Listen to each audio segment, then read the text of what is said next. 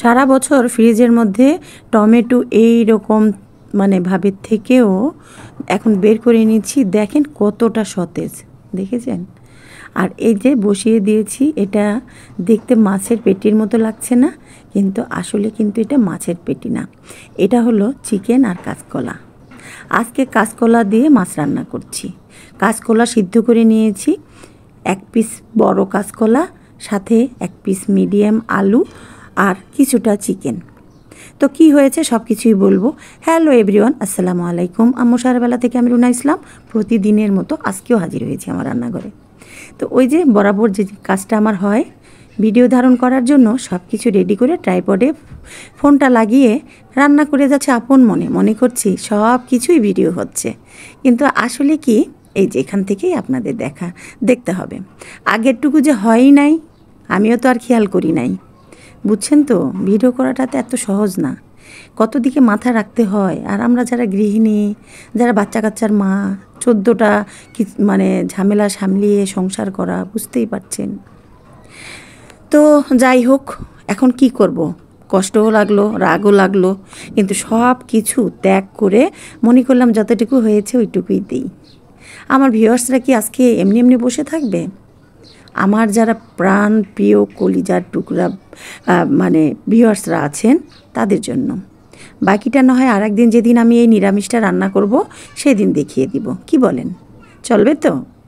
তো ওই যে বললাম, 1 কাপ চিকেন, 1 কাপ কলা সিদ্ধ, আর ছোট একটা মাঝারি সাইজের একটা আলু, সব কিছু, একটু গোলমরিচের গুঁড়া, লবণ, পরিমাণ মতো ধনে পাতা, সব কিছু দিয়ে আমি একবারে করে নিয়েছি, ভর্তার মতো করে মেখে নিয়ে এরকম করে মাছের পেটির মতো শেপ দিয়ে দিয়েছি। আমি বেড়াতে গিয়েছিলাম এক মাসিমার হাতে, এই রকম নিরামিষ খেয়ে আমি তো পাগল বলতে পারেন, সহ্যই হলো না। তো এই তো রান্না করে নিচ্ছি। ওইদিকে ঢাক বাজছে আমাদের হিন্দু ভাই বোনদের শারদীয় পূজা উৎসব চলছে।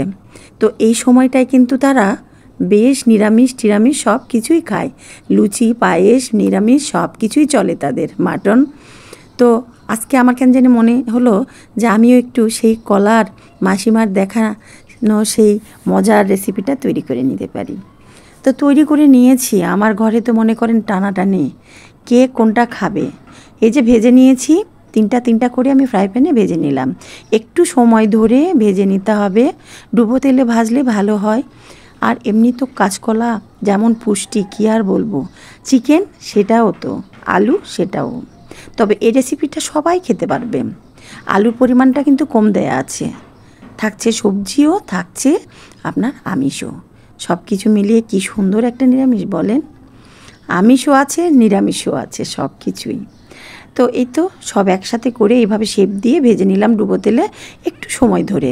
তারপরে যে ভাজার তেলটা বেঁচেছিল ওর সাথে একটু চিমটি সাদা জিরা দিয়ে ফোড়ন দিয়ে দিলাম, পেঁয়াজ আর একটু রসুন। আর এখানে বেশ কিছু বাদাম, কাজু বাদাম আমি বেটে নিয়েছি, একটু আদা রসুন আর জিরা বাটা দিয়ে দিলাম, মিশে এখন ভালো করে কষিয়ে নেব।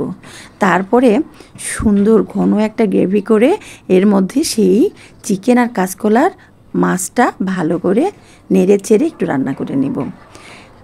ভাত দিয়ে, গরম ভাত দিয়ে খেতে যে কি মজা, যারা খেয়েছেন তাদেরকে আর কি বলবো, আর যারা খান নাই তারা একটু ট্রাই করে দেখবেন কি যে মজা লাগে।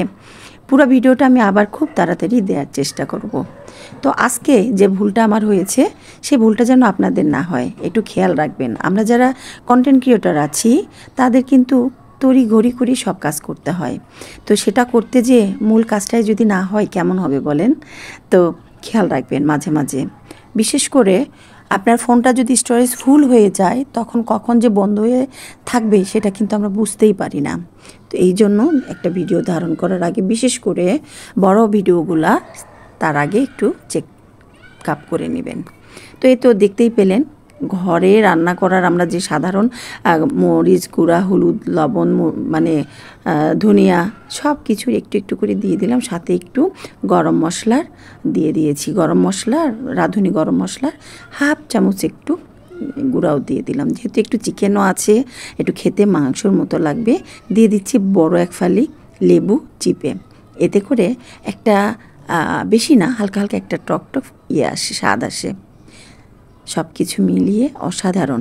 এখানে কিন্তু হাফ চামচ চিনিও দিয়ে দিবেন, স্বাদটা ব্যালেন্স হয়ে যাবে, ঝাল লবণ মানে সব কিছু মিলিয়ে টক। তো এই তো এর সাথে এখন চিকেনের সেই পেটিগুলো দিয়ে নেড়ে চেড়ে সুন্দর করে একটু মাখো মাখো করে নামিয়ে নেব। গরম ভাতে এরকম একটা রেসিপি অসাধারণ। সকলে ভালো থাকবেন, সুস্থ থাকবেন, আমার জন্য দোয়া রাখবেন। আজকে পর্যন্ত তাহলে আসি, আল্লাহ হাফেজ।